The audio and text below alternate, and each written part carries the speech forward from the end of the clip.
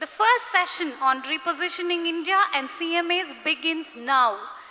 We request CMAP Vinay Ranjan, Council Member, ICMAI, and CMA Rakesh Yadav, NIRC of ICMAI, to accompany a guest of honor, CMA Anand Kumar Paul, Additional Chief Advisor Cost in the Ministry of Defence, Government of India, and Chairperson of the session, CMA Soma Dilip Ghosh, Chief Financial Officer, Cummins India Limited, and CMA Gagan Bihari Swain, Director of Finance, Odisha Power Generation Corporation Limited, and Sri M. Nagesh Babu, Chief TCM Services, the Confederation of Indian Industry, and CMA Gopal Harikishan Buttada, Vice President, Finance, Agritas Energy Storage Solutions Private Limited. Let's give a thunderous welcome to the dignitaries on the dais.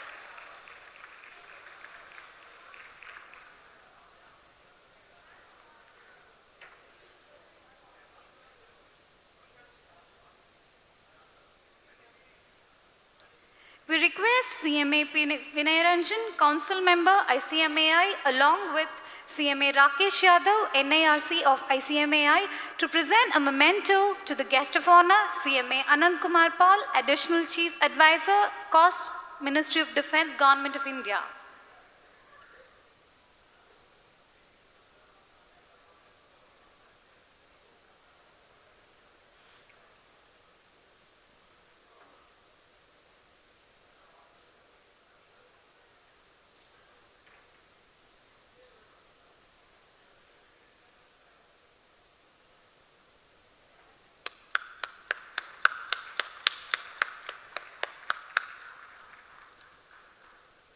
We further request CMAP Vinay Ranjan along with CMA Rakesh Yadav to present a memento to CMA Soma Dilip Ghosh, Chief Financial Officer, Cummins India Limited, Chairperson of the session.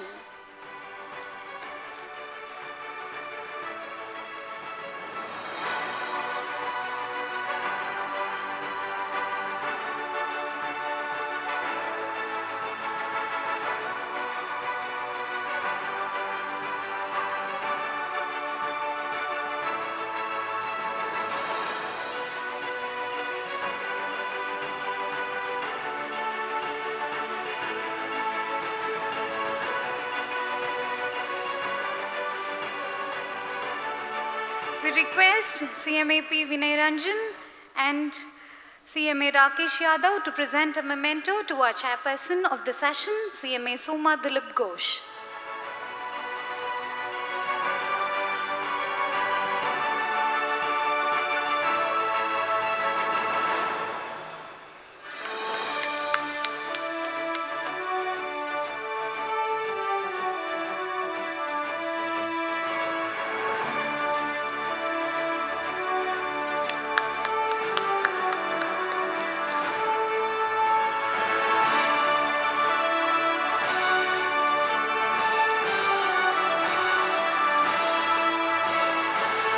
Further request CMAP Vinay Ranjan along with CMA Rakesh Yadav to present a memento to CMA Gagan Bihari Swain, Honorable Speaker of the session.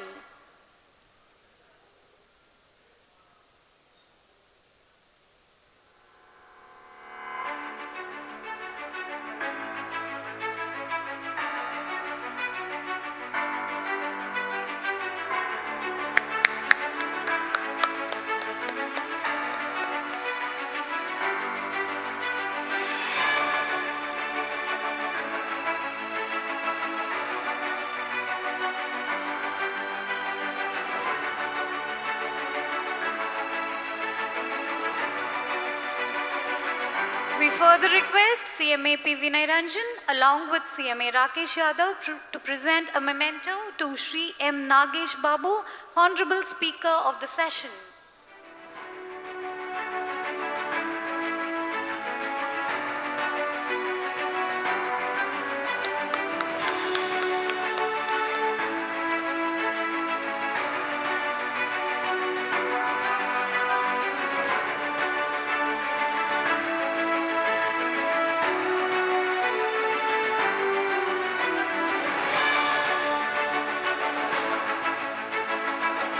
I further request CMA P.V. Niranjan along with CMA Rakesh Yadav to present a memento to CMA Gopal Harikisan Bhuttada, Honorable Speaker of the session.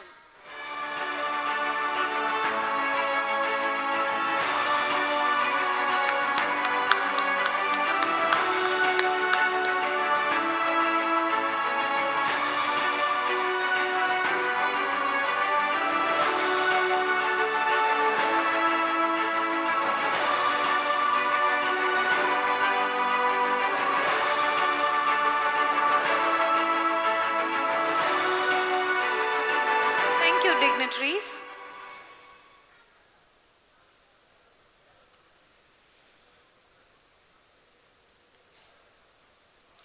I may now request CMA P. Vinay Ranjan, Council Member of the Institute, to render the welcome address for the session.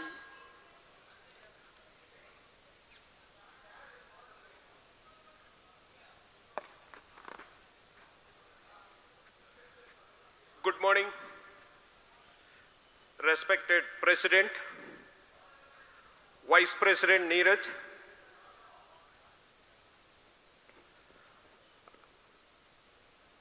and Council colleagues, our today's guest of honor, Sri Anand Pal,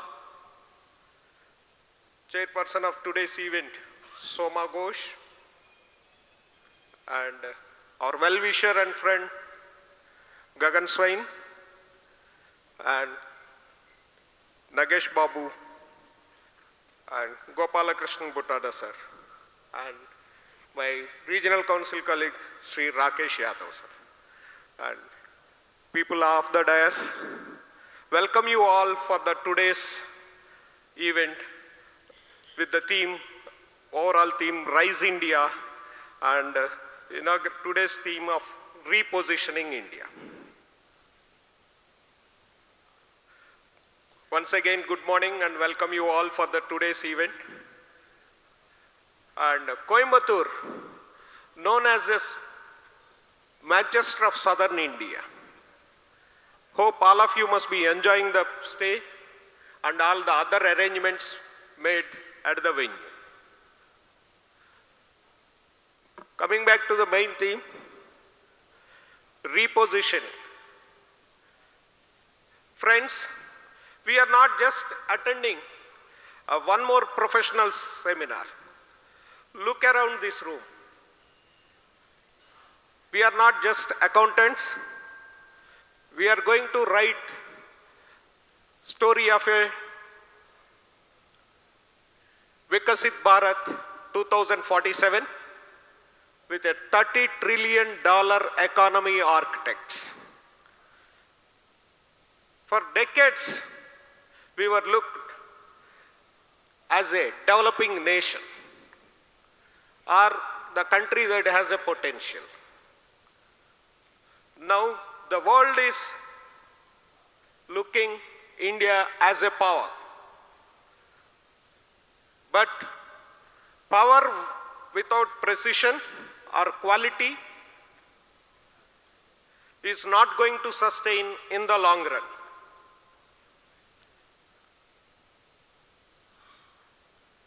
India as a country,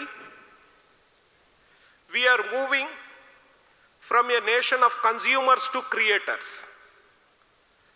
From the back office of the world to power engine of the global economy. And undoubtedly, we the finance professionals are leading this journey. In order to lead this journey, we need to reposition ourselves from ledgers to leaders. We are no longer the people who tell you what had happened. We are the one who need to navigate with our strategy what must happen tomorrow. We need to be someone who turns capital into capability, waste into wealth,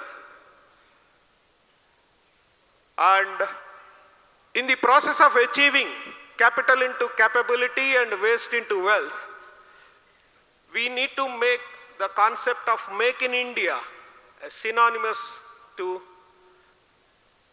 best in the world. Friends, it's not about making a country rich. We must build a nation which is having with inclusive and sustainable growth on strong foundations of ethics and values. In order to gear up for this Vikasit Bharat,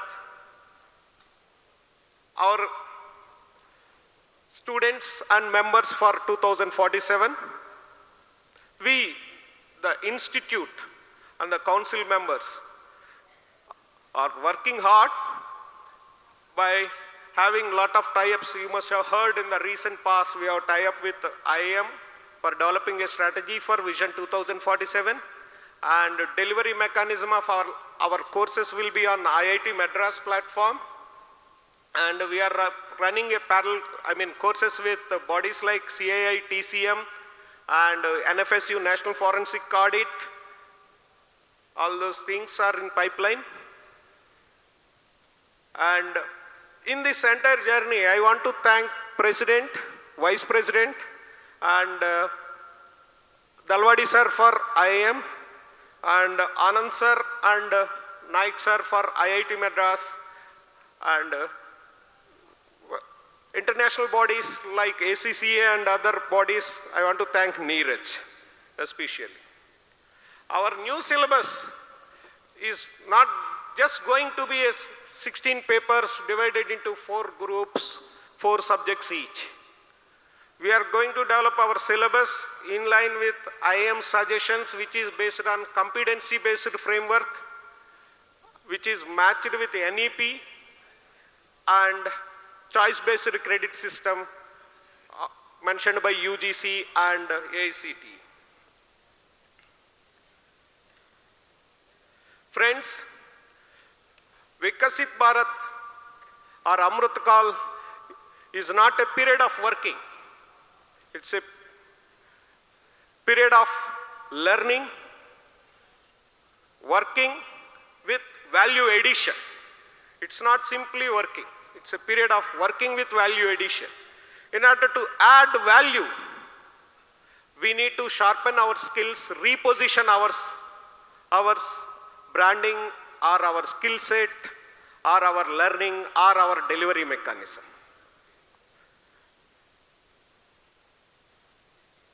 Friends, the world is watching, India is rising, and undoubtedly we are all leading the way. Thank you.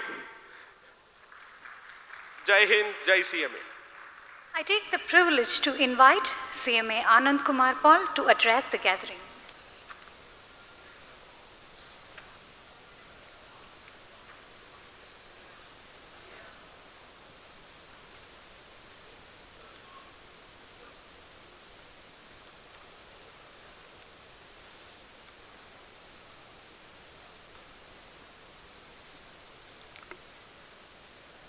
Respected President and members of the Council of ICMAI, distinguished dignitaries, senior professionals, my colleagues, and members of the CMA fraternity, ladies and gentlemen, very good morning to all. It is a privilege to be present at this important convention of the Institute of Cost Accountants of India.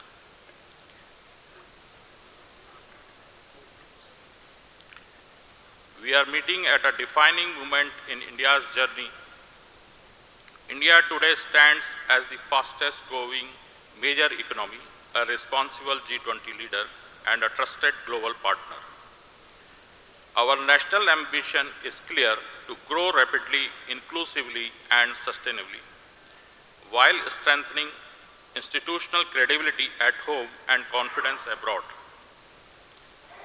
In this journey, institutions like ICMI play a silent but decisive role. Members of ICMI are well placed at various levels in government and private sector, and we need to align ourselves in the national goal of Viksit Bharat by 2047. Dear friends, the cost and management accounting profession itself has matured significantly from a largely compliance-oriented function to a strategic partner in corporate governance.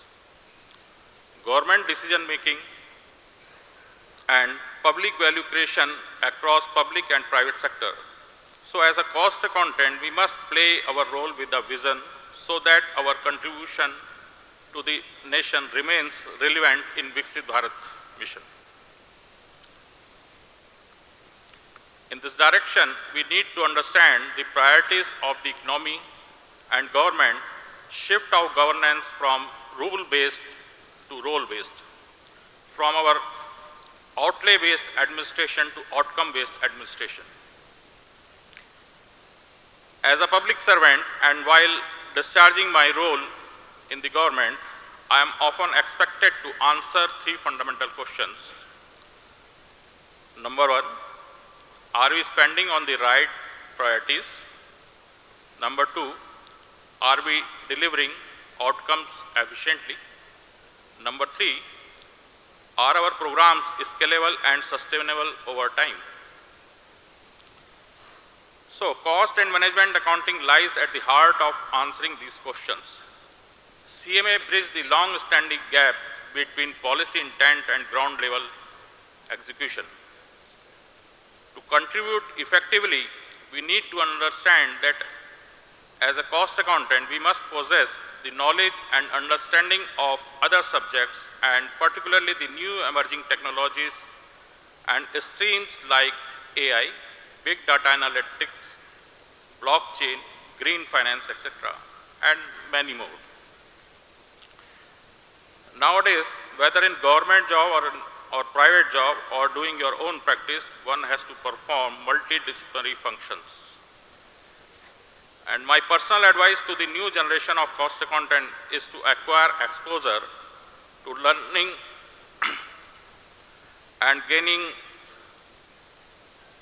knowledge of the emerging areas such as macro and microeconomic analysis, WTO rules and regulations, cyber security regulations, and intellectual property laws. Don't limit yourselves to the role of accountant or finance managers. Accept diverse responsibilities with confidence. Cost accounting and financial management is our core competence, but if we gain exposure to other subjects, it is a value addition to your role. Whenever we provide our advice on cost-benefit analysis, we need not to be very conservative all the time. We must foresee developments with a futuristic outlook. My personal experience is that most of the public projects suffer from cost and time overrun. And the main reason is primarily a lack of long-term vision and foresight.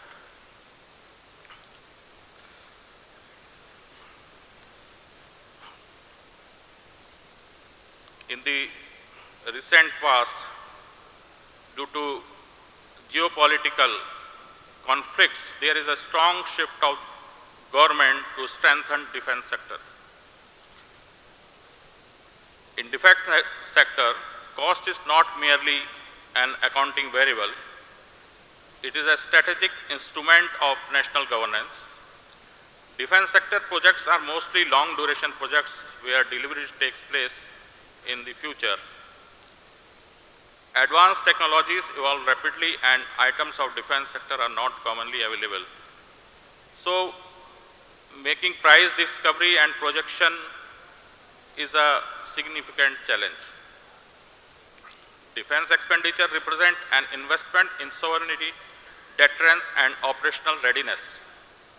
Poor cost estimation or weak financial discipline can result in delayed capability induction, compromised preparedness, fiscal stress, and even reputational risk. CMAs enable credible defense budgeting by balancing national security imperatives with fiscal realism. Through global cost benchmarking, make versus buy analysis, and indigenous versus import evaluation, CMAs strengthen strategic autonomy while reinforcing parliamentary accountability and audit readiness. Here, cost discipline directly supports national security. There are many emerging areas where cost accountants can play an important role, like valuation of intellectual property for transfer of technology.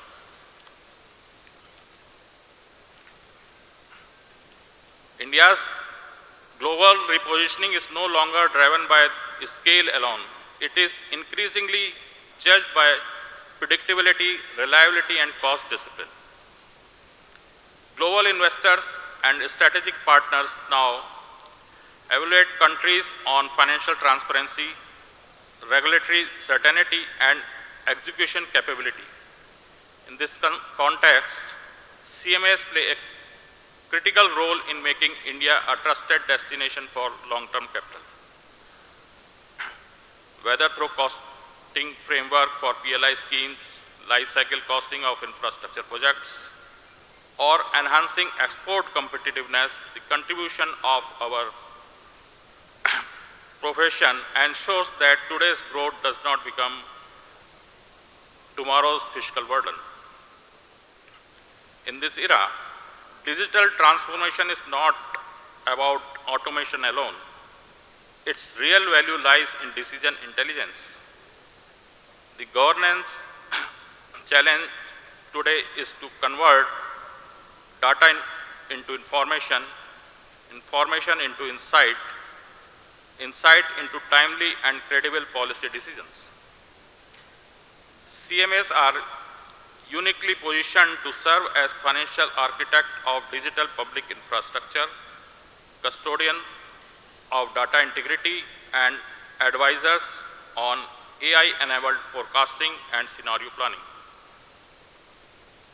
In a data-rich but insight-poor environment, your analytical judgment becomes indispensable. As finance professionals, we must ensure that today's growth does not translate into tomorrow's liabilities. The cost and management accounting profession enables us to identify, measure, and quantify the cost of development on environment and society. Our professional colleagues are expected to anticipate impact that may not yet be fully visible or realized.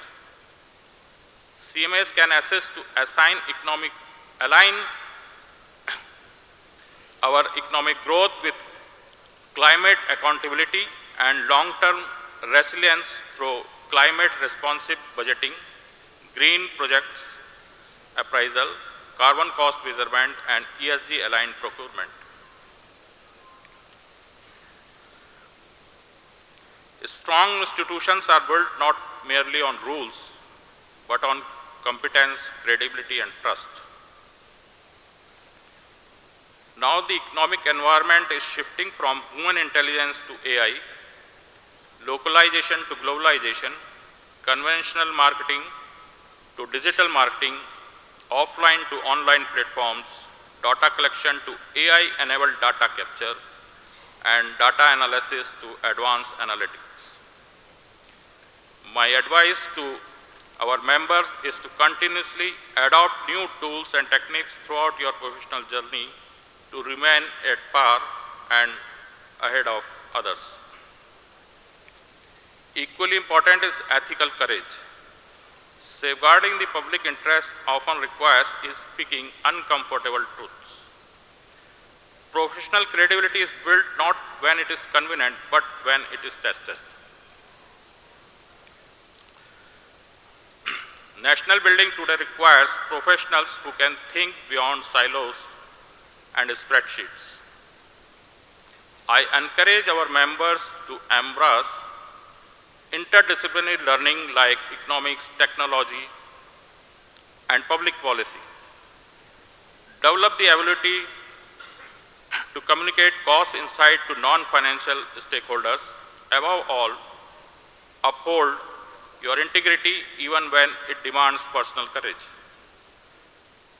The nation needs professionals who can convert ambition into outcome.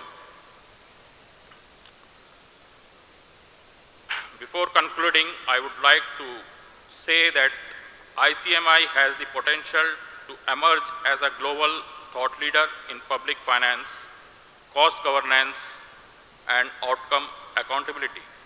The deliberations at this convention can meaningfully shape the next phase of India's administrative and economic reforms. I hope and I am confident that ICMI members will definitely contribute in national building and national aspiration of Viksit Bharat.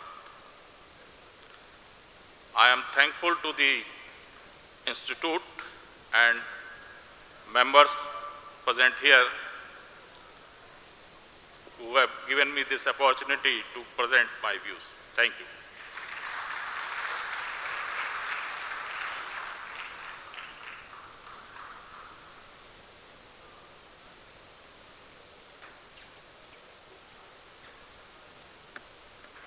Thank you, sir. That the backside of your ID card contains 2 QR codes, and one QR code provides the access for the complete program schedule for the 3-day program.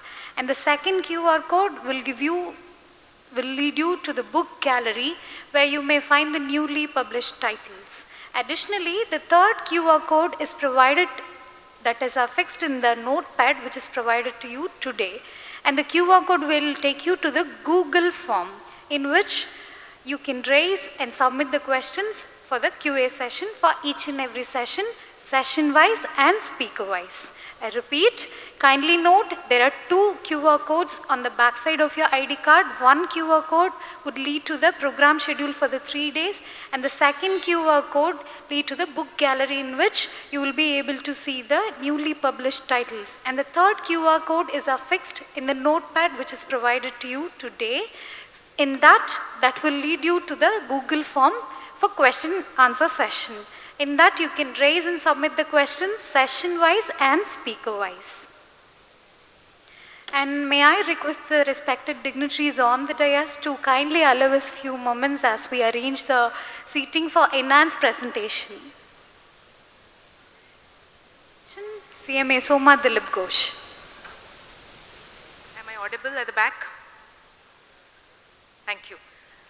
It's my pleasure to have the theme of repositioning CMA, the role of CMA. But before that, I want to thank President Sir Srinivasa Prasad ji for having me here, Vice President Sir Neeraj Joshi for having me here, dignitaries on the dais.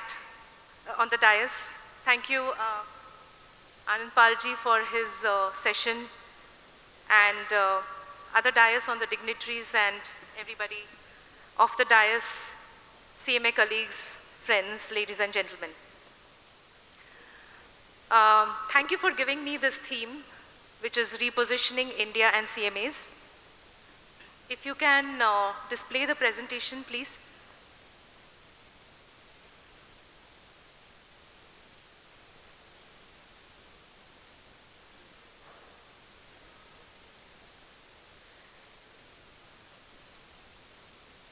Yes, thank you. So the picture in this slide probably is me when I got qualified as the CMA.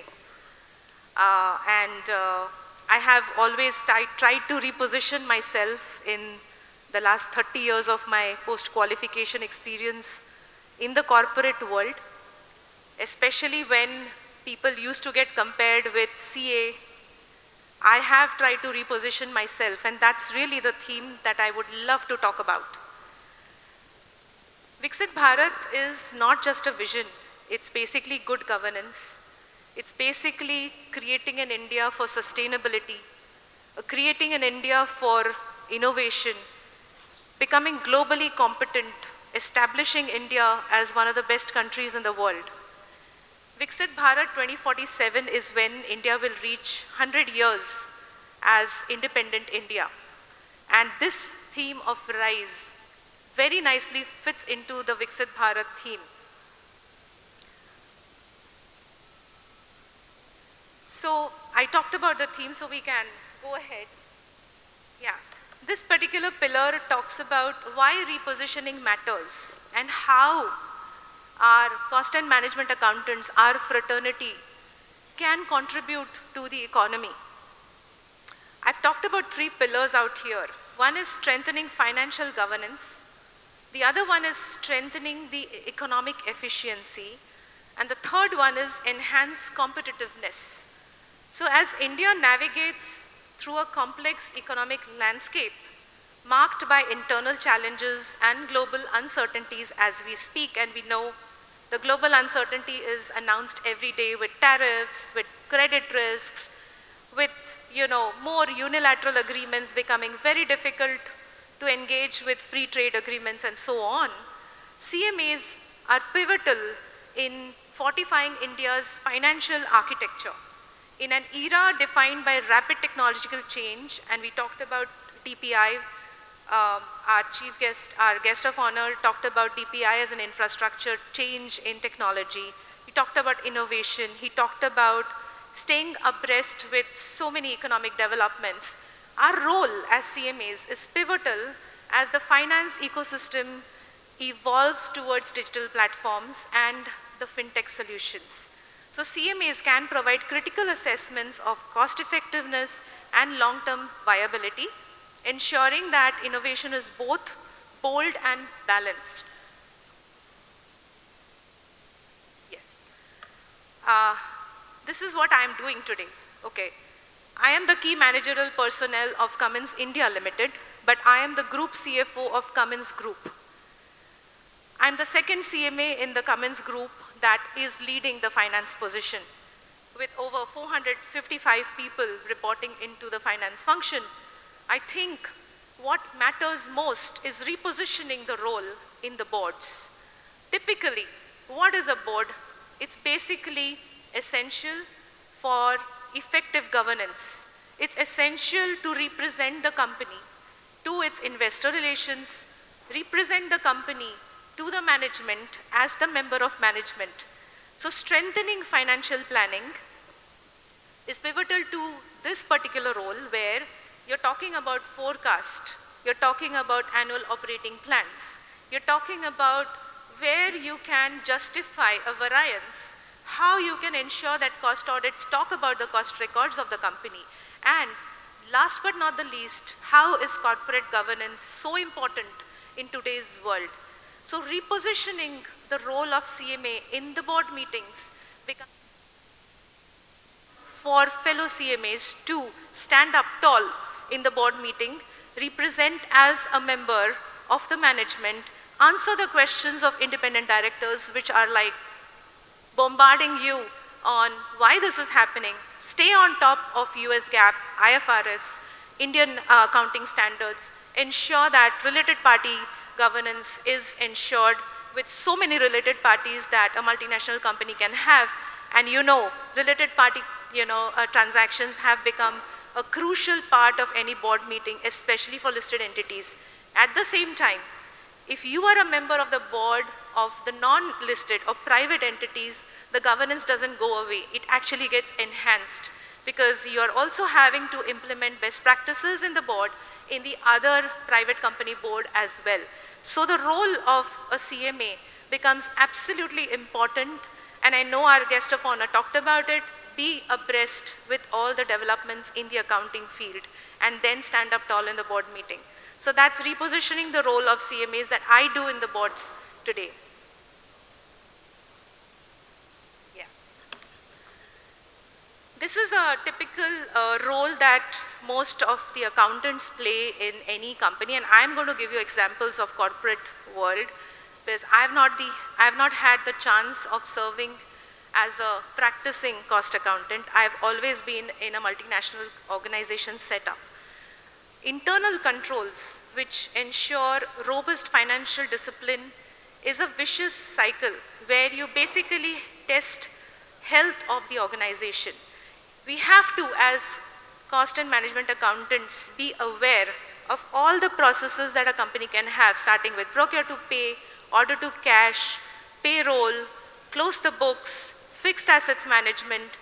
Once we have this sense of processes, then we can have a robust financial cycle where you do a health check, prepare the organization for any audits, whether it's an ISO audit, whether it's a QSI audit, whether it's a statutory audit, tax audit, cost audit.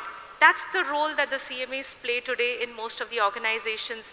And what I've given here is basically the control environment, study the policies, understand all policies, be aware of what the company policies are, what is the law of the land, what is the law of the land of the parent companies that a company deals with, then come to a risk assessment, then come to control activities assessment, information and communication to the management, to the various functions, and monitoring that the controls that are implemented are functioning effectively. So it's a vicious cycle where most of the CMAs play this role, and repositioning CMA role in terms of ensuring financial discipline and internal controls maintenance in the organization.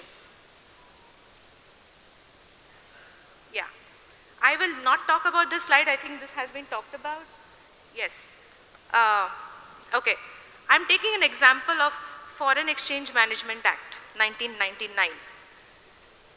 I just want to show of hands of how many people work in multinational organizations in this august house. Can you please show of hands? Okay, very few, but yes, quite a lot. Okay, the reason I picked this favorite topic is today, if you really look at the exports, imports, and the export of services, because GCCs are coming up in India, correct? Where you have the Softex requirements.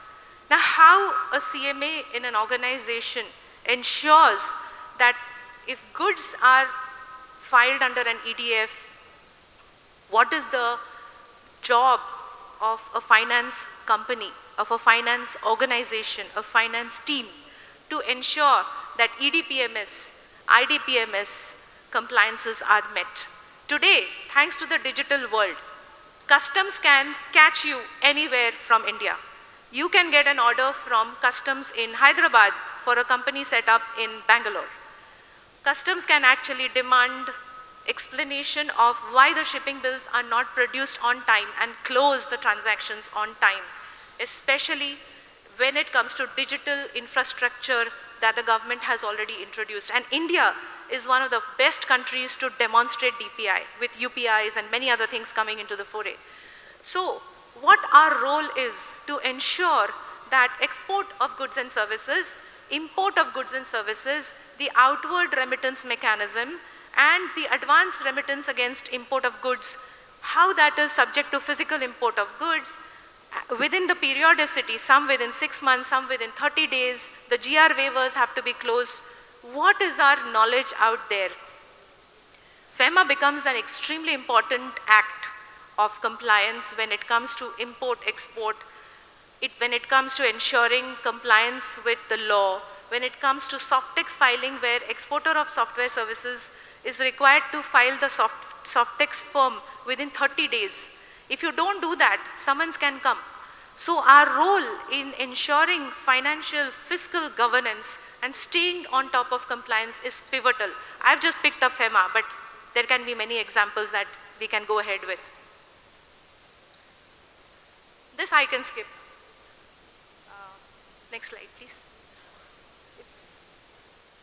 Yes. Okay. I'm just skipping a few slides because my fellow colleagues on the dais have already covered it.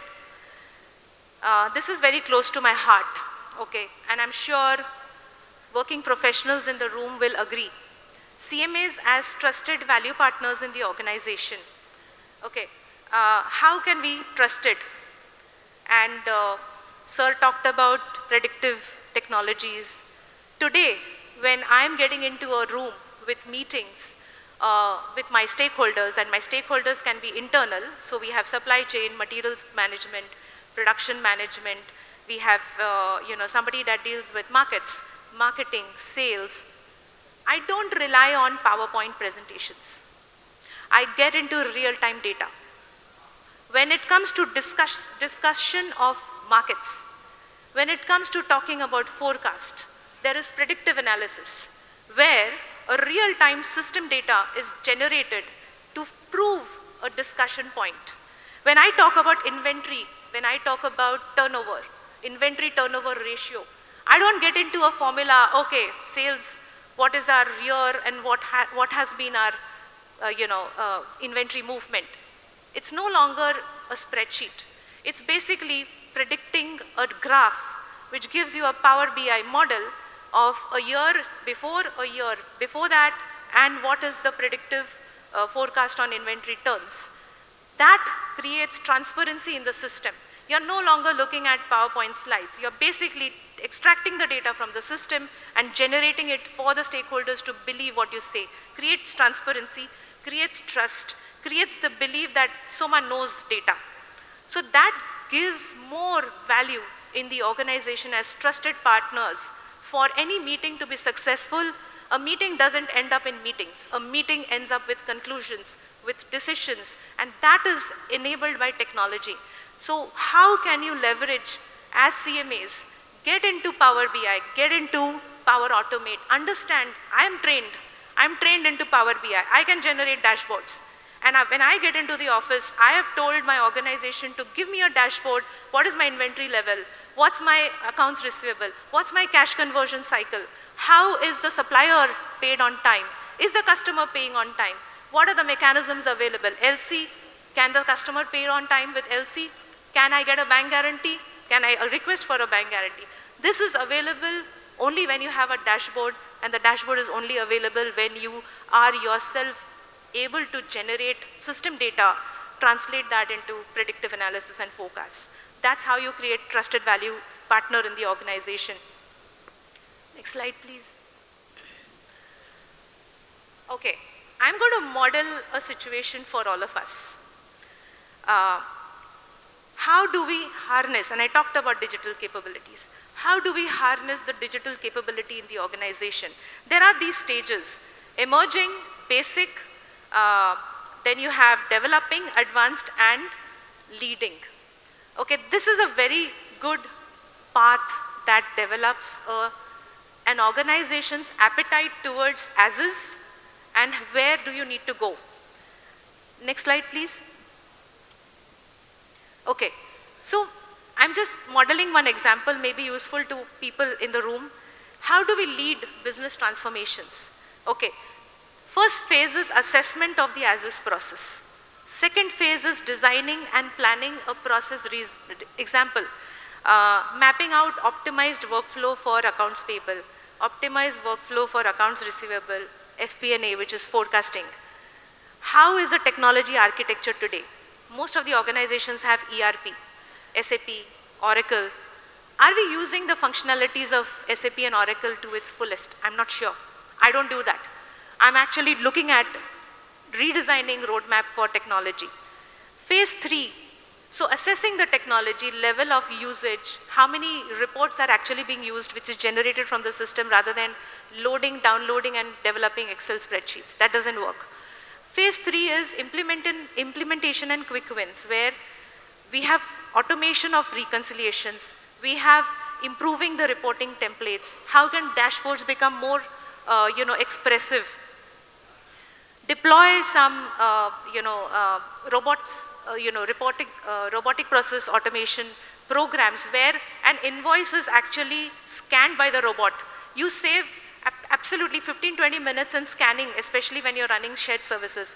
Can this 15 minutes of processing one invoice end-to-end till the GRN is made be reduced to 2 minutes?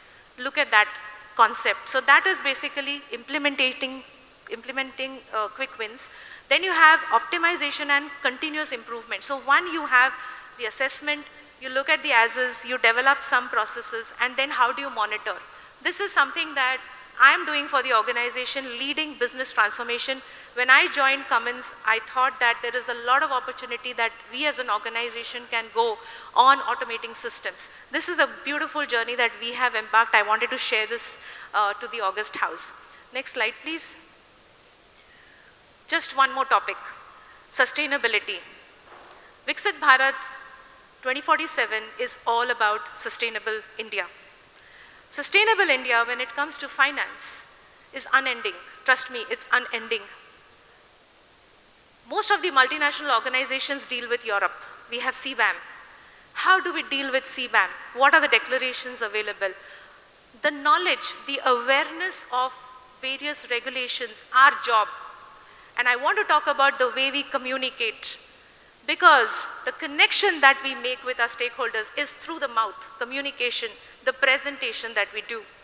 So how can an organization be well prepared through our interference, our acknowledgements, and prepare the organization to be absolutely compliant with regulations? Sustainable is basically ensuring a discipline of compliance.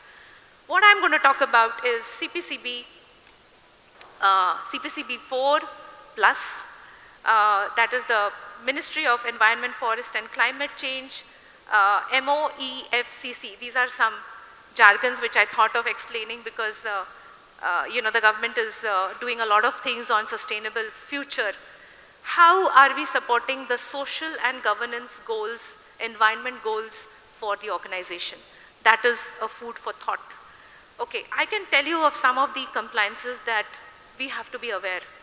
How many people have heard about extended producer responsibility? Thank you. I see some hands in the room. And how are we aware? Because we read. You have to constantly read. You have to constantly stay updated. Every day there is a regulation that's coming for ensuring sustaining India, right? So EPR compliance is one example. There is carbon border. I talked about CBAM, where us as CMAs, we can simulate the impact of carbon border taxes on Indian exporters under European Union's carbon border adjustment mechanism. It's a Herculean task, trust me. And it's come into effect on 1st of October 2023. So we are already almost 2 years down the line. We are in the 3rd year, and we are still fighting with so many government associations to help us with some direction. There, I think CMAs can position themselves to become advocates of this particular mechanism into CIIs, into ASSOCHAM, into NASSCOM, and so many other organizations. Then there is one more I'll talk about, restriction of hazardous substances, EU ROHS. How many of us have heard that? Thank you, Anuradha. I think I see your hand. EU ROHS, EU REACH, just to give an example, the world is unending on sustainability. Sustainability becomes a separate topic. And we have such a huge scope in positioning ourselves, our role. Go out of those days of comparison, get into the act. That is where we can play the real difference. Next slide, please. I talked about cost excellence. I'll not spend time. So our role in driving cost excellence, our role in driving process optimization. We talked about the digital world and the as-is to be process mapping. Our benchmarking, how do we benchmark? Okay. How do you benchmark? And maybe we can have a Q&A on that. Can we compare ourselves in the organization I am? Can I know what some of my sister organizations are doing? Can I learn from best practices? Do I assume that I'm the best? Then you're down. You're down. Absolutely gone. If you assume you're the best, there's no concept of learning in our mind. We have to really learn from industry experts. We have to keep on getting into networking. We have to understand what the government is doing to protect the industries. This is only possible when you are able to benchmark based on discussions with fellow communities. Continue that habit, please. And continuous improvement environment. Six Sigma, Kaizen. I'm a Six Sigma certified black belt. My mindset of getting into a process is natural.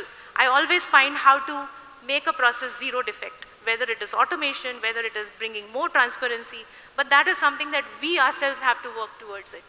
And the last slide, please. This is something that I really want to urge. Please help in driving the CMA profession ahead. Please help in going away from spreadsheets. Get into reshaping the competitiveness. Get into driving the resilient abilities that we have as a profession. Brand the profession. Please use LinkedIn as a social media to brand ourselves. I go out and brand myself because I'm a proud CMA. Okay, 30 years of experience, I feel that I still have a lot more to achieve, but I don't see the CMA profession adequately branded. Can I request all of your support to become volunteers? Brand about what Everybody is doing so many things. We have a group, we are doing so many things. We publish papers, white papers. Why don't we use channels to brand and establish our position in the world? Please do that, that's an appeal. With that, I leave you with the thought, with every CMA comes a business decision. Thank you so much.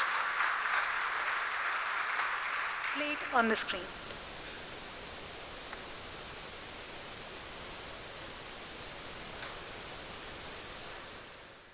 Okay, the answer is yes to all. Capital allocation, we really have to prove to the board whether the capital is for sustenance, whether the capital is for new equipment, how are we upgrading the technology, are we using robotic process automation on the shop floor, do we have robots, cobots, which is intelligent robots, to help with productivity improvement, to help with efficiency of the shop floor, manufacturing efficiency. By the way, my first job when I join a company is to get onto the shop floor. Okay, and I did that when I joined the current company as well. I spent the weekends understanding production processes, understanding how our capacity is utilized. What's our installed capacity and how is our utilization? What can we do to enhance capacity? That is capital allocation. You talked about risk management. That is basically a DNA of any accountant, whether it's a chartered accountant or a cost accountant or a company secretary. Our job is to absolutely be conscious of various organization risks. And today, I think, thanks to technology, thanks to so many options, we are able to develop a compliance checklist. A compliance checklist is not only financial compliance checklist, but checklist on ESG, checklist on your Factories Act, checklist on environmental pollution, how do you get a consent to operate when you're setting up new companies, what are the GCC compliances that you have to do. So risk assessment is a day-to-day activity for any CFO or any CMA getting into an organization, whether you're a CFO or not. And the last question that you had was performance transformation. Let me tell you one thing. When you become a manager, you're not a finance manager, you're an HR manager. You're basically dealing with people. Our first responsibility is to ensure that people develop. How they will develop? When you budget for training, when you bring transformation using the latest technologies, and I gave you that example of the IT roadmap. You also bring into strategy. Okay, I'm a part of strategy.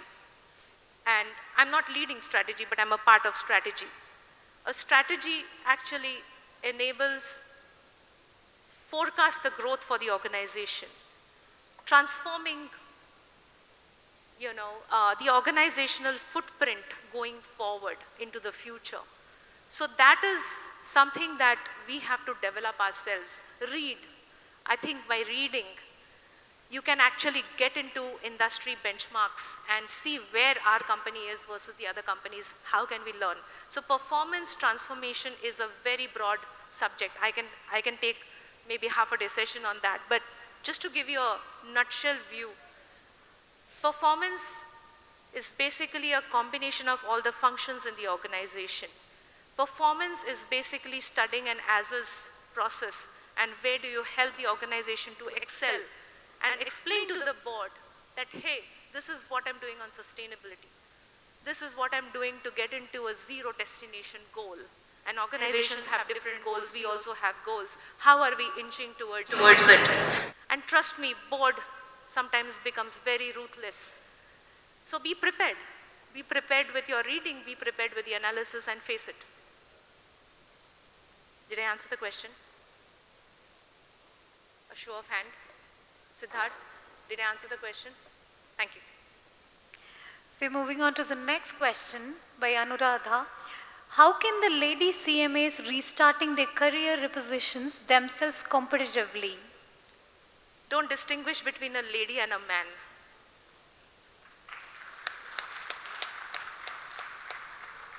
We are equal. Moment you get into the mindset, you become inferior. It's a 50-50, sometimes more than 50. I am the key managerial personnel. With me, my MD is a lady. My company secretary is a lady. HR is a lady. So, lady CMAs cannot be distinguished as ladies. It has to be a CMA. Believe that.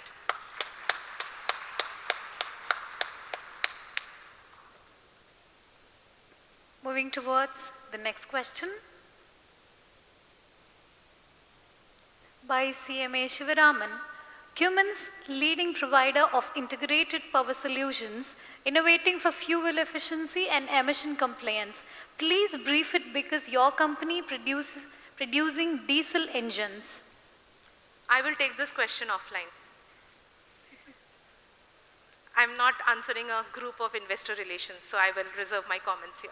We have plans for sure, and we are the first ones to move ahead on CPCB4 Plus technologies, which is basically introducing the after-treatment systems in an engine, which emits more fuel efficiency any which way. We are a world-leading manufacturer, producer of engines, and we have a huge portfolio that we can offer to the market. Thank you, ma'am. We've come to the end of the Q&A. Now I hand over the session to the chairperson of the session. Thank you very much for the questions, really engaging. So I have the privilege of calling upon the next speaker, which is CMA Gagan Bharati Swainji. I would call upon him on the dais to take the session. Thank you very much. CMA Gagan behind. My dear friends here, before I start, I request, this extreme corner, there are a lot of people, a lot of my CMA friends sitting there.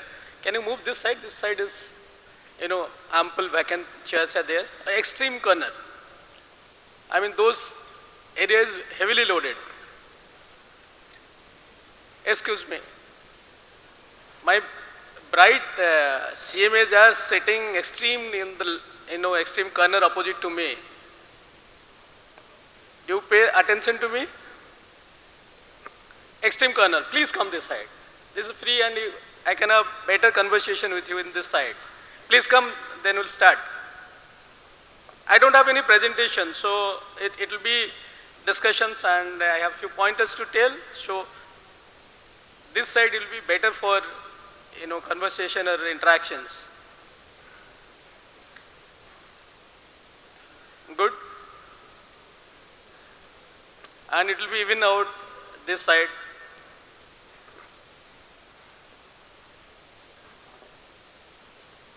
Respected President, past Presidents present here, Central Council members, my fellow colleagues and dignitaries on the dais, and of the dais, my CMA friends here.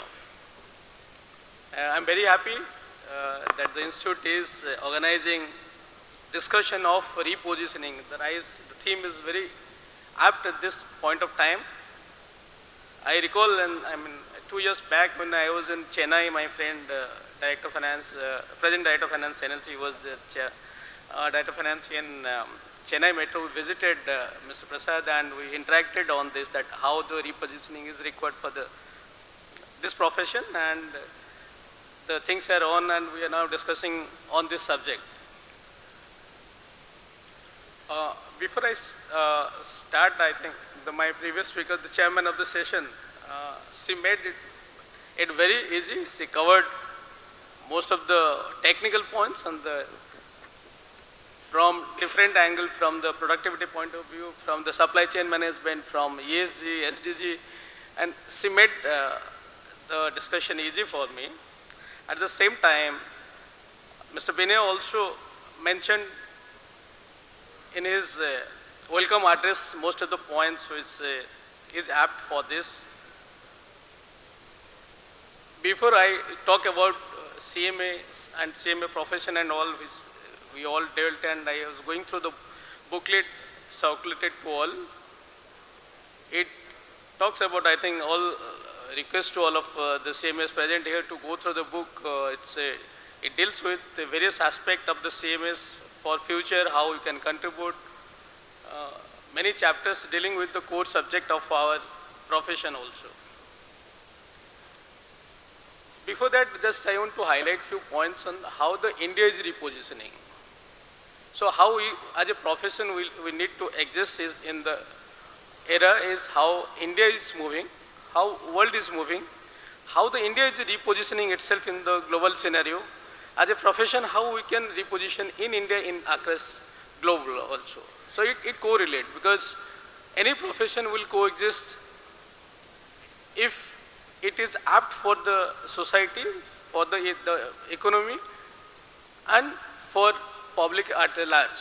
So we move with the nation, how the nation is moving, how the globe is moving. In that context, I think Vinay was mentioning that in 2047, we are aiming at $30 trillion economy. Today, USA is 29-30 trillion economy. So in 2047, we will reach there. So how the India is repositioning, we cannot have the economic strength as the USA would be. I mean, today our 2047. So we are repositioning in different angles. We are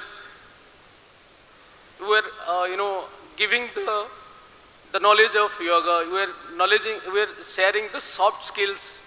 We are taking a third approach, not like the approach which is made by the Western countries or China itself. Here I want to mention, similarly as the profession, we need to also reposition ourselves in different manner how we can recreate value. So I mean, Soma ma'am was speaking that side, I stand this side, I reposition myself here. I wanted people, listeners or my CMA friends to come this side.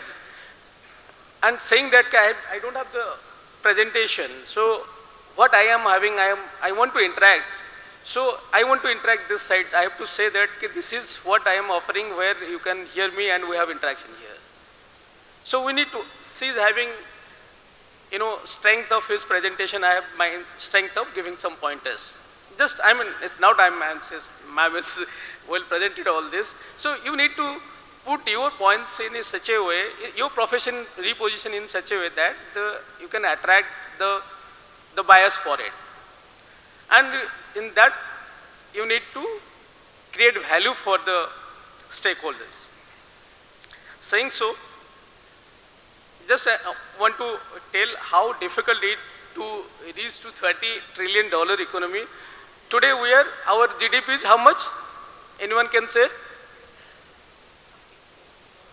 4 trillion, 4.17 now. We just reached 4.17. And China, the GDP is 19 trillion, around 19 or 20 trillion. And USA is 30 trillion. So in the economic muscle power, we were very far away to create a distinction, repositioning vis-a-vis to large economies. So India has taken some different stand in that. So I will hold you here. So if you are targeting 2047, now we are 2025. So in between 47 to 25, we will be reaching $4 to $30 trillion. So there will be a lot of economic activities. So that economic activities happens in different sectors. I am fortunate to have interaction with the CEO Niti Aayog. We are having one Global Energy Leaders Summit in Puri. CEO Mr. Subramaniam was there in conference, and I am fortunate to have interaction half a day with him. So how meticulously it is planned by the Niti Aayog, because earlier it was the planning commission. Now for any strategic action for the country or the planning for the country is done by the Niti Aayog. All you know about this. So which are the drivers which is driving for the reaching $30 trillion? Just had an interaction with him. What he was talking about, the focus is on the youth to have in 2047 zero poverty, no poor. And ma'am has made a good presentation how empowering women and all. There is no difference. I can add one thing here. As a man, we have three alphabets, M, A, N. Woman is 5. So they are more stronger than men. Even lady also 4. And the farmers. So on these 4 pillars, the government is planning to reach $30 trillion. There the per capita income today is $2,500. We are targeting to $20,000 dollar per capita income. And life expectancy is also, because in the developed nation, where we were planning to be developed nation by 2047, the life expectancy or the normal life of those nations are touching 90 or 100. So our life expectancy today is 67 years, we are targeting 72 years. If you are targeting the higher lifetime, means there is a lot of investments or the actions will be in the around of the healthcare and life standards. And we are also aiming for increasing the export. Today we are less than 1 trillion export we are doing, we are aiming at 8.67 trillion export. So all this will happen, how it will be happening? What are the steps to be taken by the government of India? I mean, all we know about the AI integration to increase the productivity or the efficiency or reducing the cost. And working at infrastructure and urbanization is another area which is happening. There we can, as a professionals, can contribute in that sphere. Earlier we were talking about Gaon Chalo. Gaon Chalo is okay to look into how we will increase the productivity or the life of the village people, but the economy development centers are happening in the urban areas. To have new urban cities are in the plan, and the government of India is planning number of new cities to come up. There how we can plan for contributing in creation of new cities is very important. And industrial leadership is also another area where the government is planning to create India as a manufacturing hub. Instead of going to different countries for the manufacturing, the cost of manufacturing, the reducing the regulatory and legal hurdles, to doing the reform in different legal and laws is another area the government is doing. So the reform initiative of the government, we need to be part of that. So how we are making the differentiating is that we are making a soft attempt like to be a Biswa Bandhu. See, there are a lot of countries having more economical power like Germany or say USA or China.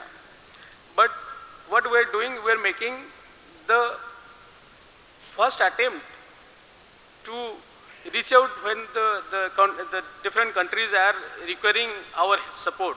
So we are making a soft approach to provide the humanitarian first responder. Like we provided the operational dose to the Turkey earthquake, and we reach out to Sri Lanka for the last cyclone they faced. We extended the vaccine to different countries. So why I am mentioning this? Because the other countries how they are approaching with their different strengths, we are approaching with our strengths as a nation. So similarly, as a profession also, we need to approach with our strength area instead of only waiting and looking at what is the strength in other professions. As a CMA, we need to look into those areas like Ma'am was mentioning, strategic management and the core subject areas, we need to focus on that. And the other area of our intervention is we are now having the MOU with 12 countries to export the governance structure, digital payments, UPI, and identity systems like Aadhaar and all, which is in large scale implementation in India. So as a country, we are making a balancing activity, like we are there in the Quad countries, we are there in the BRIC countries, we are there in the SCO countries. Means we are with the West, we are with the South African countries, we are also with the Chinese in the SCO. So all these areas which is not in the economical strength or not in the military strength, but we are creating our positioning as India to create a different country altogether.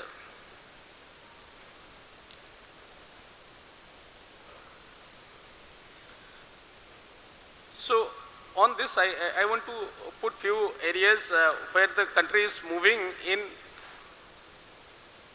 hybrid mode of attending the Viksit Bharat on the governance side. In governance side, we are having the e-Kautilya and e-Chanakya, e-Guru, e-Vaidya. These are the areas focusing those industries to grow. And we are having leadership in the green energy initiatives. We are having approach to create Atmanirbhar Bharat, where we will not be dependent on the different countries on our any of the major economic activities. So we are relying on our own manufacturing as well as the innovations in the country. So on saying so, as a profession, which are the emerging areas, just I want to highlight upon.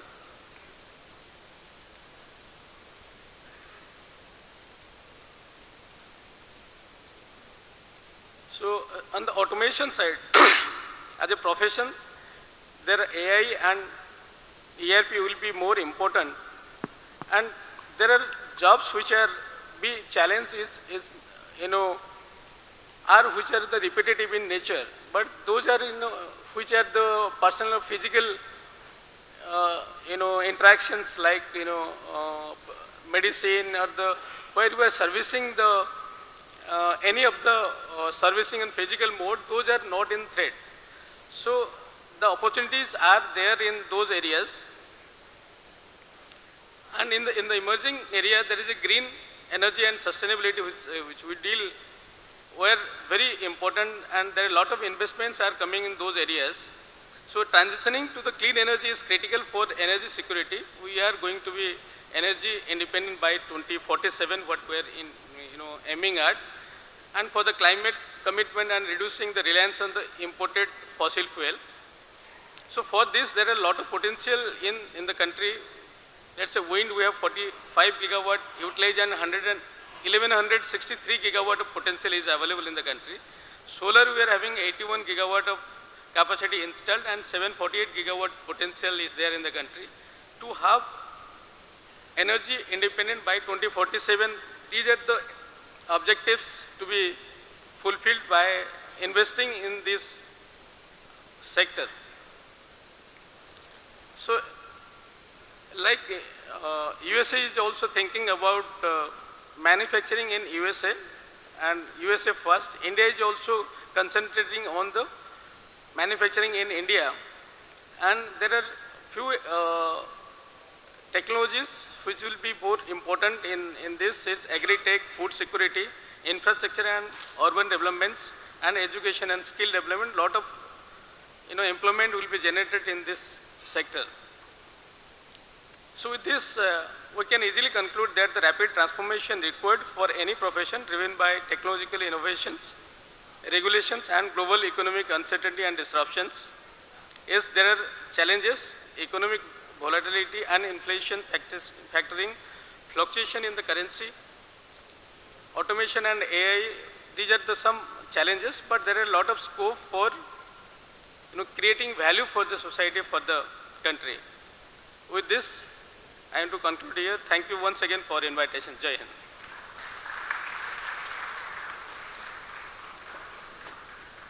Thank you, CMA Gagan Bihari Swain. I think some of the key insights that I picked up from his presentation is how the government is looking at Viksit Bharat, what are the economic drivers, how is India getting to those 3 or 4 objectives to get into a Viksit Bharat, and how the transformation journey is promoted by the government. Thank you so much for your insights. It's my pleasure to then invite the next speaker of the session, Sri Nakesh Babu. He's a Chief TCM Services and represents CII TCM Division. I'm sure we will also learn a lot and gain from his insights. We'll have the Q&A session later, so please park your questions till then, and then let's hear upon Sri Nakesh Babu to come on the stage. Thank you. Thank you, Chairman. Thank you, President, Vice President, for this warm invite for the CII to be part of this elite convention. 2 pre-thoughts I thought I must share. For the uninitiated, this is holy land of Tamil Nadu where this conference is happening, where we have Alvars, we have Avayar, and this is extremely sacred land, which I'm thankful we have this convention hosted. The second thought which I want to share before we get to the presentation is thanks. Thanks to Mr. A.N. Raman, who has been taking this subject for more than 2 decades, and the CII was the platform during the initial launch, and the entire knowledge was incubated in the institute, to put it very lightly. And also thank past presidents, Mr. Durga Prasad, Mr. Gopal Krishnan, and my dear friend Asim. I think this is something which I thought I'll do it as a pre-thought. I'm okay to be here. It's echoing, okay.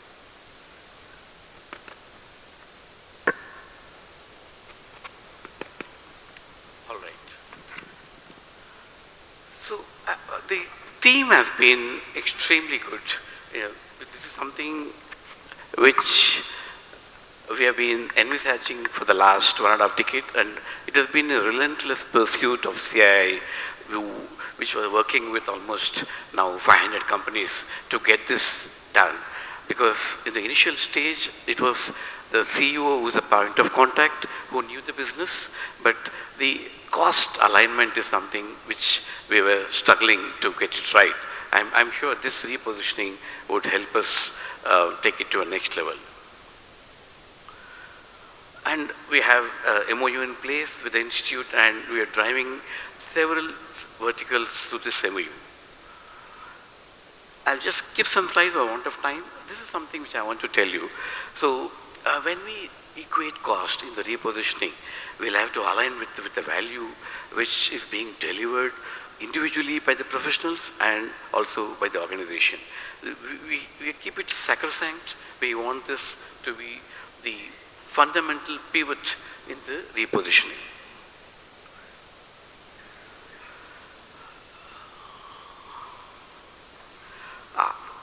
So let me set the context first. The context is very simple.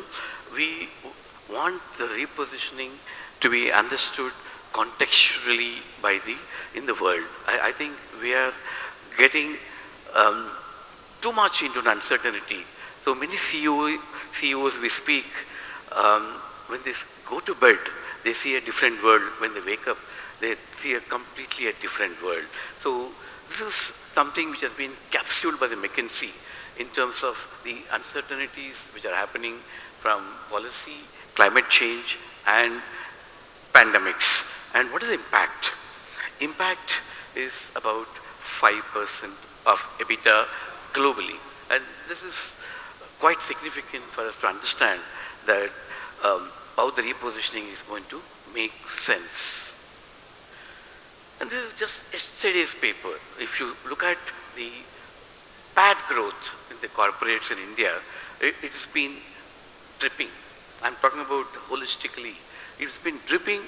If you see the left side, it's up to 1.7%. This is not something which we can digest.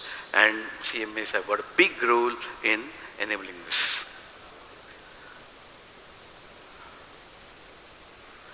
And if you look at corporate profit to GDP, it's not so great. It's been a drag, and we are somewhere around 5.2 when the world is somewhere around 9%. So this is again which we'll have to look at in terms of the competitive growth, the value growth, and the role the professionals can make. And very typical transition if you have to reposition. So from the cost reduction focus to alignment to business goals. This is what we appreciate in terms of understanding of the business.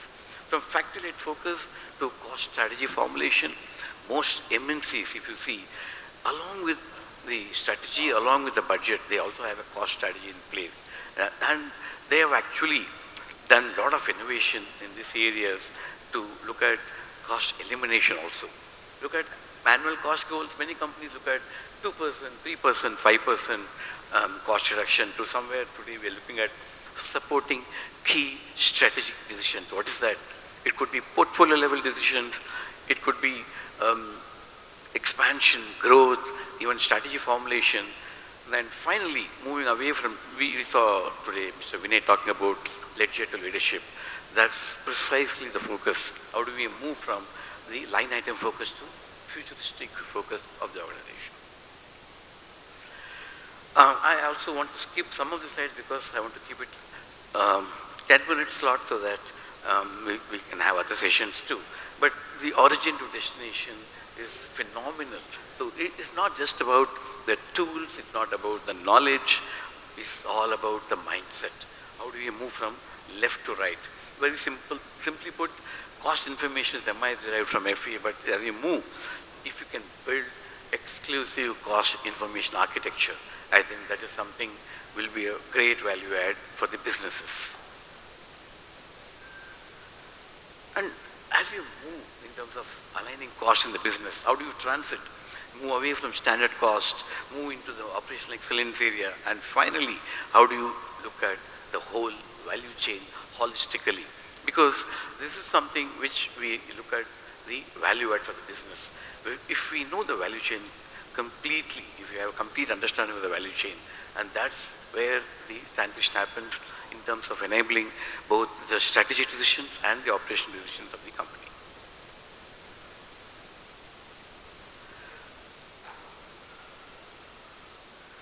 And what is this transition what we're talking about? We need to move away from building cost arbitrage in the company to getting into what's called a value arbitrage. So cost arbitrage is very simple, looking at your P&L, looking at your, adjusting your margins, but moving into cost proposition and value proposition. Value proposition is all about you begin from the voice of customer to getting into the business strategy and vice versa. And this transition is actually going to add value to the profession. And this is something which we have done it in collaboration with IIM Bangalore about a decade back. It was even done before COVID. So the first box was focal area for most of the professionals where you just keep the value same, reduce the cost. That's where most of our, if you look at the automobiles, the lightweighting, all of this got into the first box. The second box is increase the value and keep the cost. And that's where the efficiencies into the tier 1, tier 2 systems have got into. What is now being focused by the most automobile companies is the third focus where you improve the value and reduce the cost. This is a very strategic paradigm which companies are working, and a lot of it is happening in FMCG and auto. But this is not something which is going to be alien for other industries. But we see this step has not been very significant in, beyond these two industries, but then it has to happen. Here is something which I want to spend a couple of minutes. How is the emerging role of the business professionals from cost and finance happening? So most of the companies, what we see in the phase 1, focus more into statutory, focus more into treasury, basic budgetary process, capital allocation and compliance. This is something which was more relevant in the context pre-1990, where it was no competition, no regulation, not too much of a regulation in terms of the functioning, but everything, it was business as usual. But as we move into the controller function, that's where the product pricing and discount approvals has to happen with economic sense. The savings validation through the bit. So we see types of companies as we move, because from CI platform, from in a 1.5 decade, talking to 500 CEOs, we see various types of companies. So the EBITDA, the claims the people make in terms of we have saved so much, but nothing getting into the PBT is something we have seen as widespread. So savings validation to EBITDA is extremely important. Zero-based budgeting, budgetary controls, abnormal cost mapping. How do you treat abnormal cost mapping? Cost which customer doesn't want to pay, cost which is paid by the customer, but you are spending beyond it. If you are able to look at this maverick cost into your business, that is something that will be a great value add in the transition. The planned P&L. Coming to the business, the phase 3 is very, very important, more relevant from 2010 or maybe post that, around post-COVID, financial business case for all new projects, which Mr. Gopal would be the next speaker. He's handled very well in his previous avatar. Portfolio profitability, glide path. Where exactly the profits are going to emerge? How do you trace your profit? Is it the simple price and volume value levers? There's something more to it. Competitor cost modeling. This is what we have seen in 2014 in some companies where the ICMA professionals get into what's called competitor modeling. How do you go beyond the P&L to look at how the competitors are working on their pricing structure and costing structure. Review cost models of key functions, innovation as a strategy, and product life cycle. And getting into phase 4 is something which you have seen not even 0.1% of the companies which we go work on this. Partnering to formulate strategy framework with risk scenarios and profit pathways, risk articulated cost structure. How does the cost structure is going to look like 3 years from now, 1 year from now, 6 months from now? Economics of business models, customer solutions, service verticals. So product is for the customer, but economics is for the business. Gold standard in the industry for cost and profitability structure. This is something which we all know, but today we'll have to look at the gap analysis between me and the gold standard, a huge value proposition for the profession, expanding revenue streams and profit streams. This is something very important for companies because even the Tata Motors, when we evaluated in 2014, there was just 2-3 value streams. Today have revenue streams. Today have 8 revenue streams. It's a team which is working completely with cost management professionals, a huge value add to the business. So let me just get into one slide before I pause and give it to the next speaker. Very, very simple cost alignment to the strategy. Costing is not about simple product costing, but then what it is, it's all about good understanding of cost. Let me give you a clear distinction between what is cost incidence and what is cost incurrence. There are 2 different things. Cost incidence is all about your external, internal factors which are impacting your cost trajectory and finally getting into cost into the P&L account. So this is a huge, for that, the entire business needs to understand how does the cost incidence actually happens. Then how does the company respond to it? Responding proactively or reactively. This is where the CII grades companies on a 5-level maturity to look at the capability of the companies, whether they are reactively or proactively looking at their own cost trajectory and the factors relating to it. A culture of analyzing cost data. Cost data is not as simple as set your financial goal and then look at the deviation. No, it's all about the impact which you create across business, and it is beyond numbers.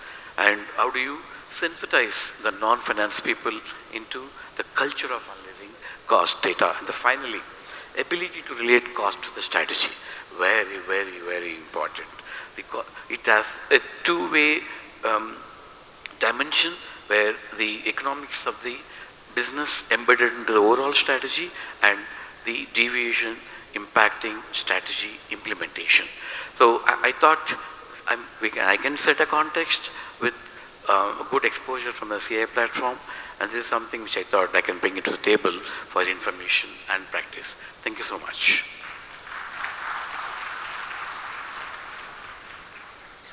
Things that I picked up, I really got inspired by the distortion slide. I think today it's all about distortion in the global space, which is impacting all the countries, including India.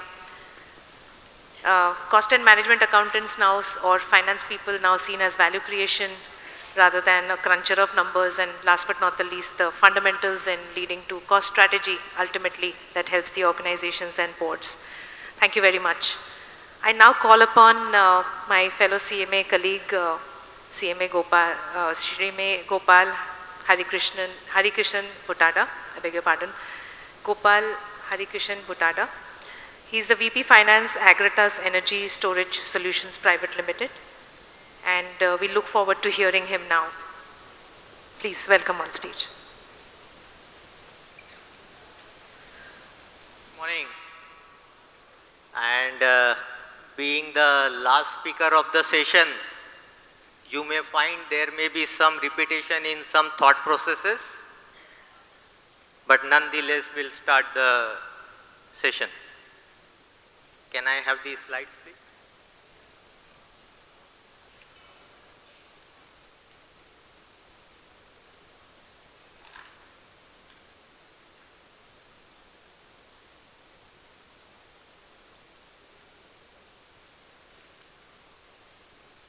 Can I have the presentation?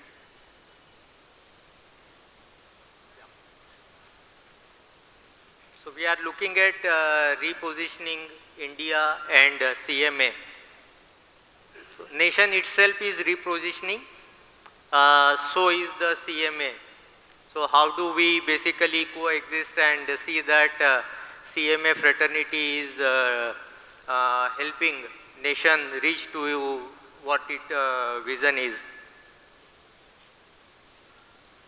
So I touch upon the topics which are, say, we need to look at what India vision at 2047 means, what nation as a nation we are aiming for, and how do we bring new identity for CMAs, how do we look at CMA leadership,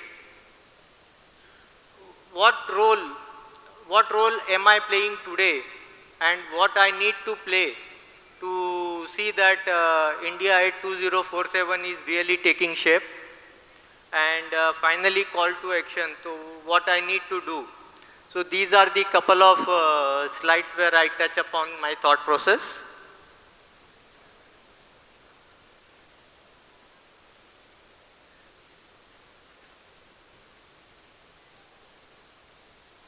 So India, when we are saying India Vision 2047, so India is looking at basically the holistic national development. It means economical development, social development, technological and environmental development. So India is looking at all around development. It has a core pillar of empowerment. So country is looking at empowering youth, empowering poor, empowering women, and empowering farmers. So collectively there will be a wholesome growth. And we are looking at a future ready nation. It means basically the self-reliant India, which is sustainable, having a good innovation system and global governance processes. To achieve this vision, the nation has taken certain goals. So we are looking at 30+ trillion economy by 2047, which is among the top 3 in the world. We are looking at growing our per capita income 6 times than what it is today. So today around we are having a say $3,000 per capita income. We are looking at magnifying it by 6 times. The second plank is basically the social area, where we are looking at the poverty eradication. We are looking at the universal education and health care for all. Here we are also looking at 70% women participation into the workforce. The third area where the nation is looking at is basically the environmental and governance. So we are taking a very ambitious, very bold target of net zero by 2070 as a country, which means there will be substantial investment into the renewable energy, sustainable urban living are the areas where government will be focusing on, and to see that those goals are streamlining, there should be a transparent governance and innovative ecosystem that will help reaching these goals. To see that this vision and goal materializes, there are certain initiatives which government has embarked upon, and they are basically bucketed into economic and infra development, social and human peace, and the technology and sustainability. So we are looking at Make in India 2.0, which is basically focusing on making India or manufacturing in India for the world. Government is assisting with PLI scheme, and these are primarily focus areas are electronic, pharma, textile, the high-tech sectors. For infra development, there is an initiative called PM Gati Shakti, and through that we are looking at connectivity across the nation. So villages are connected to the cities so that the rural and the urban areas develop simultaneously, and this will also bring in the logistic efficiencies. And the fourth plank basically is the MSME segment. How do we ensure that MSME have the credit guarantee, policy for innovation, to see that, and probably we all have seen the emergence of the techpreneurs, and these are all basically coming through the government policy push. Under the social and human peace, the nation is looking at the universal health cover, where we are looking at setting up the health and wellness center across the nation. Second is the education reforms, like the national education policies, which will support basically the skill set that is needed for India at 2047. The skill development, future skill readiness, and the women empowerment, the workforce participation, and we are looking at this as 70% workforce participation into the mainstream leadership role. How can women embrace the leadership role? And under technology and sustainability, so there is a focus on the digital connectivity that takes care of the e-governance nationwide. How do I take that initiative deeper down? How do we leverage the emerging technologies like AI, 5G, quantum computing? Sustainable development means then we are looking at renewable energy, eco-sensitive farming, so that will help us reach to the target of net zero, and environmental finance. So because these all initiatives will be needing the huge capital investment. So how do we look at that through ESG framework, green financing? To achieve all those initiatives, there has to be a time-bound roadmap so that there is a focus development happening. So 2025, we can say we had the foundational reforms where we focused on taxation, infra, digital, governance, so set the groundwork. And by 2030, we are looking at the midterm goals, which are education, health, industry competitiveness. So how do we develop that? By 2040, we are looking at India as a global technology hub, and sustainability and green energy adoption. And by 2047, India should be a fully developed nation, which is self-reliant, high living standard, strong institutions, and the climate leadership position. But all this in a country like ours will have to navigate the challenges and the risk. So we are looking at the challenges, basically particularly the skill gap. Do we have the necessary skill to scale India to the 2047 ambition? There will be a climate risk.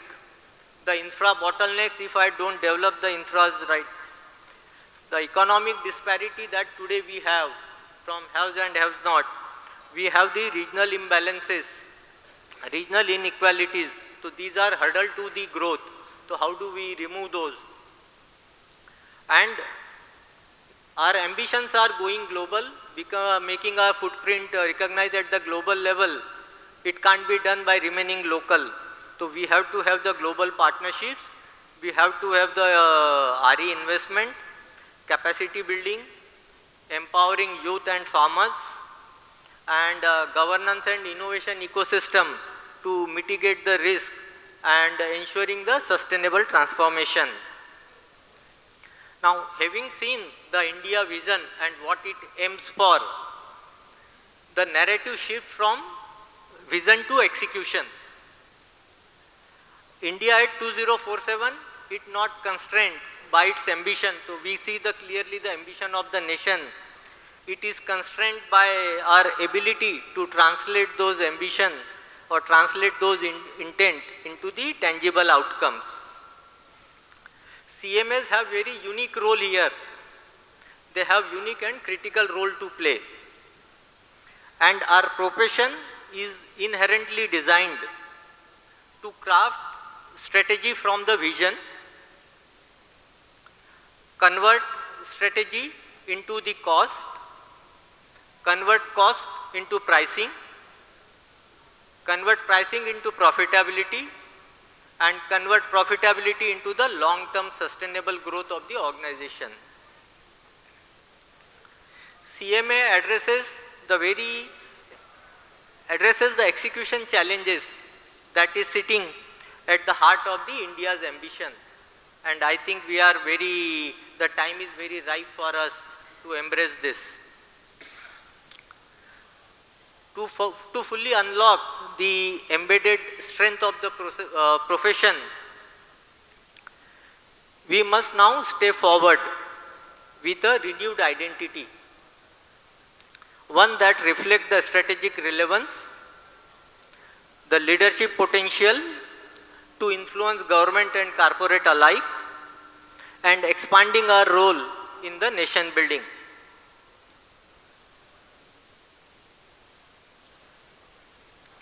So I am looking at the new identity for CMAs. What do I look to identify ourselves under the 5 planks?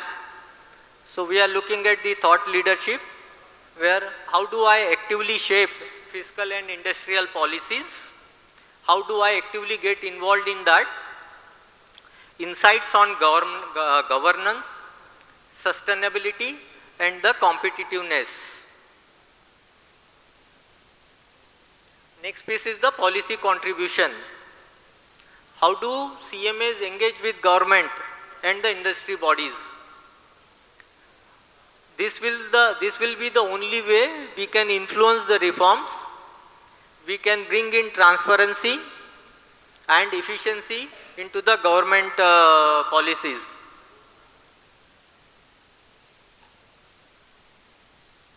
Our global ambition will come with the global recognition for CMAs. How do we align with the international standards? How do we collaborate with global accounting bodies on the international platforms?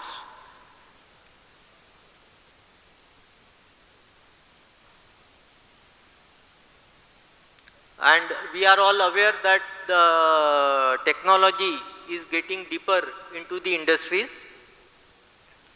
So how do I build the competencies, which is say AI, ML, analytics, quantum computing, which are basically talk of the town now? Because industry is now heavily technology driven, is moving away from the manual to the automation, and a significant investment now is all the technology driven. So how do we get ready for ourselves?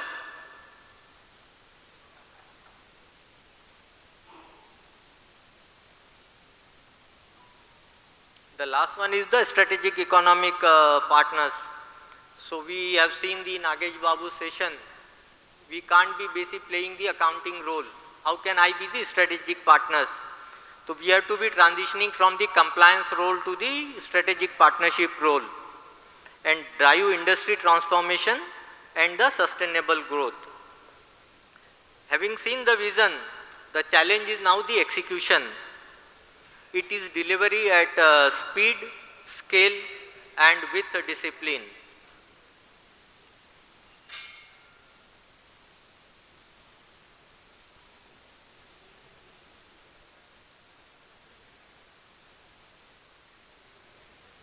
How do we develop CMA leadership for the Viksit Bharat? So we need to focus on the 4 areas. The number 1 is the economic strategy. How do I start guiding the economic policies of the government? And that can happen through my CMA partnership with the corporate, with the government body, with the regulatory bodies. How do we focus on simplifying the infrastructure financing? There is a push on the digital technologies. How do we leverage digital tool and AI to improve the governance. There will be a huge public spending in developing the infra. So how do we see that the enhanced public spending is having the effectiveness and the efficiency it needs?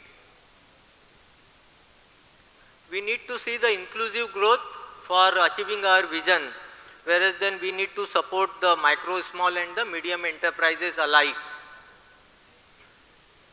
And how do basically CMA play an active role in supporting the MSME segment?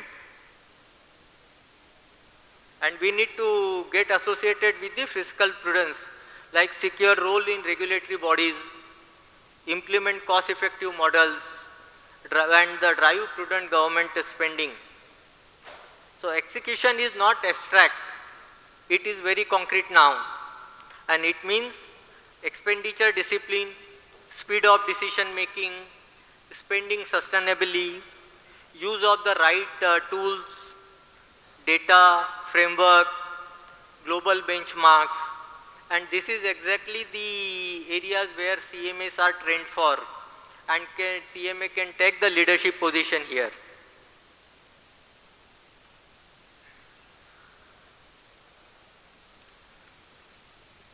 Now we look at how do we expand our contribution from the current role that we are playing today. So how do we reposition our brand?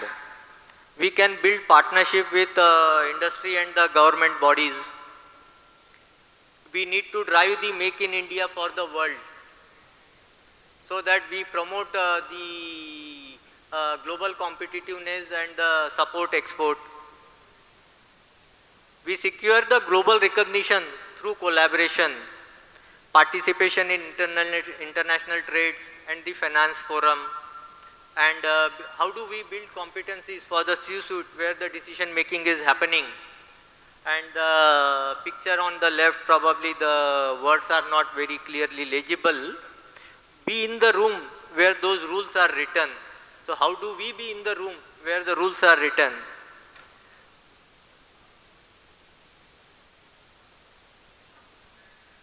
How do we be future ready? When the nation is moving forward, how do we also move forward? So there are the emerging areas where then probably we can take a leading position, like lead ESG compliances, sustainability audits, carbon costing. How do I take these areas? AI, predictive modeling, risk assessment. These will help revolutionizing the cost management initiatives. How do we explore the renewable energy, electric vehicle, circular economy to stay relevant? Now the deeper focus of the entire corporate world is on the circular economy, including the government, nation. How to make that more meaningful? And just to cite an example here, where basically every industry was looking at investing in renewable energy is a cost. And through my stint in Tata Motor, I think we have proven that investing in renewable energy is an NPV positive decision. Is not is a cost, is a business decision that we have proven through our collaborative working with the functions. Skill set for new age sector. Now the economy is transitioning from the conventional manufacturing to the high-tech space like semiconductor, battery cell manufacturing, aerospace and defense. And how do we develop those skill set for those sectors? And we need to have our deeper say into the policy advocacy. So design framework for a green finance, climate budgeting. How do we support policy formulation and implementation? And we need to drive the tax simplification. As the scale is increasing, the tax simplification, ease of doing business will be of the primary focus. So this is the moment of opportunity for us. Execution focus help us drive vision into the manufacturing reality. We have seen that EV, transitioning, EV transition, semiconductor, mobile phone manufacturing are the key examples here. India's EV and energy transition push is the national priority now. It's supported by the PLI schemes, localization targets, helping us making in India, the lot of value adds is happening here. Green finance incentive. We need to play a key role here in evaluating unit economics, particularly if I am taking example of my industry, that is electric vehicle battery manufacturing. Cost competitiveness, if you have to compete globally and in a global market, you have to compete with say China. How do we do that? And structuring the pricing model for local and the global market, so that we need to balance affordability and returns.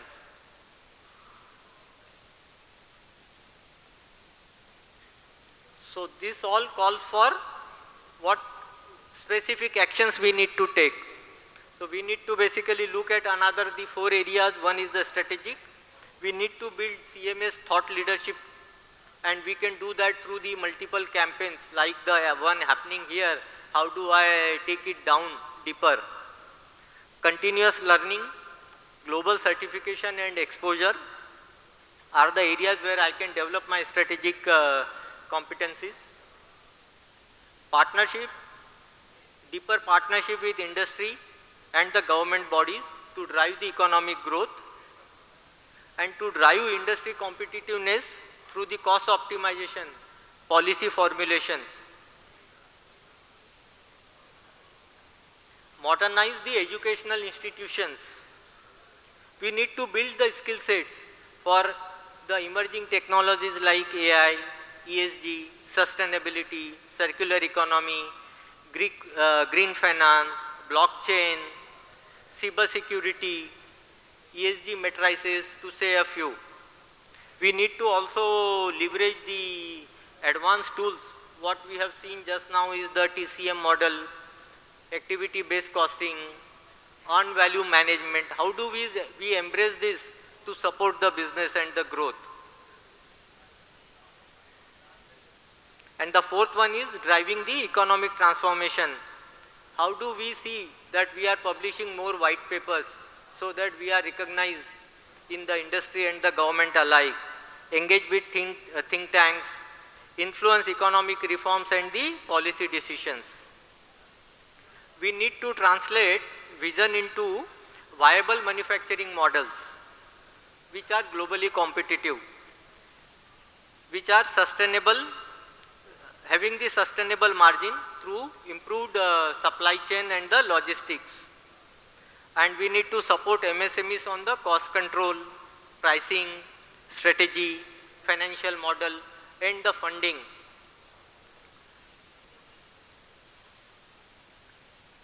To conclude, without CMA-led cost and capex discipline, policy intent does not convert into the scalable, competitive and sustainable manufacturing. And I am sure our collective wisdom, we can do that. Thank you.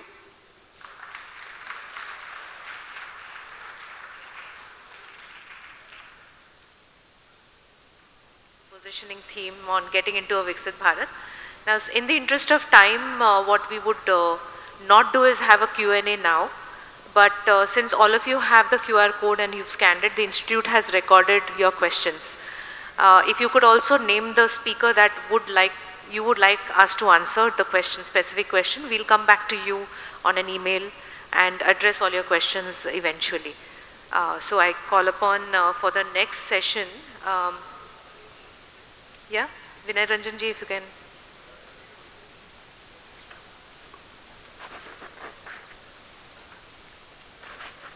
Babu, Ashimda, please join, and all the council colleagues request you to please join with me.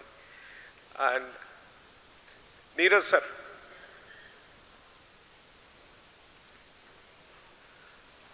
Neeraj sir.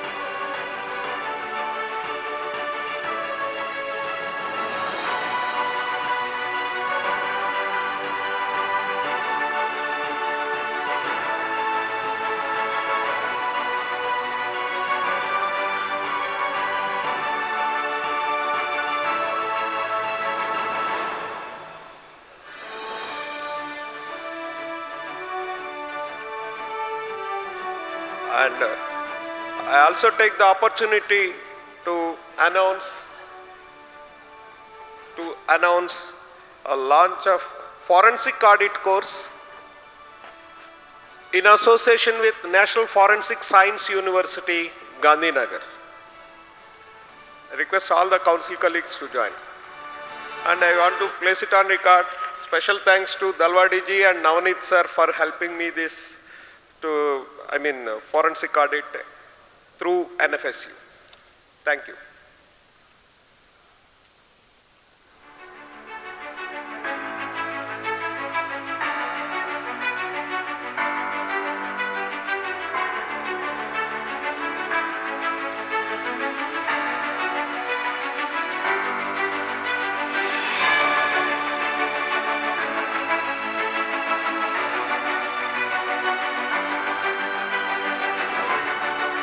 Gopala Krishnan sir specifically. Thank you, Gopal sir, for helping us in bringing this course.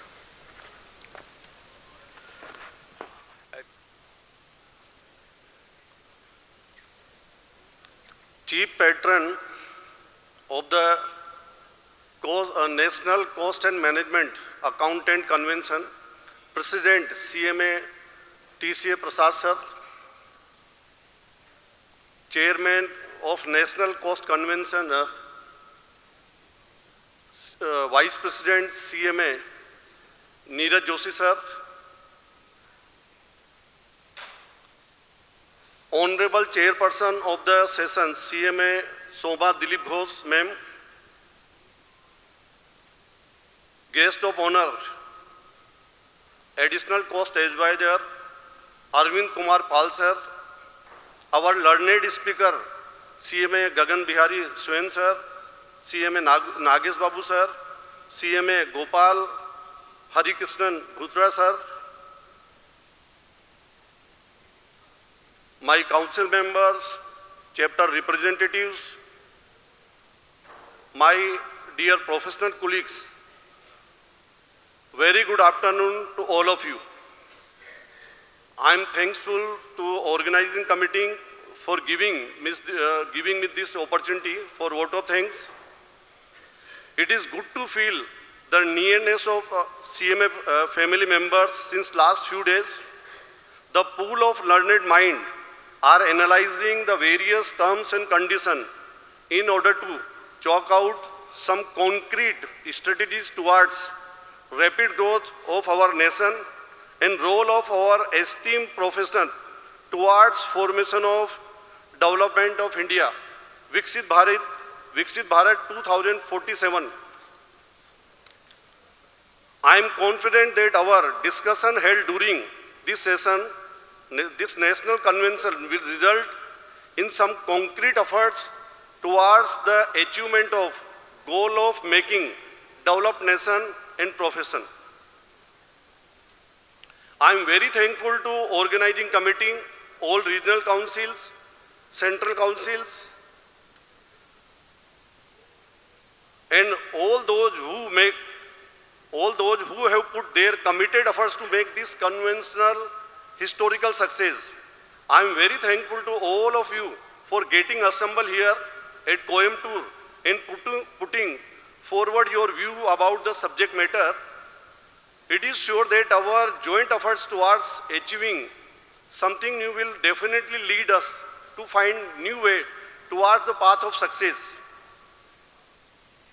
And I want to conclude my vote of thanks with one motivational quote.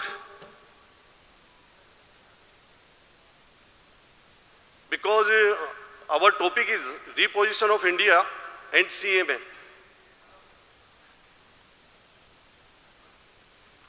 तुम यहाँ धरती पर लकीरें खींचते हो, तुम यहाँ धरती पर लकीरें खींचते हो, हम वहाँ अपने लिए नया आसमान ढूंढते हैं।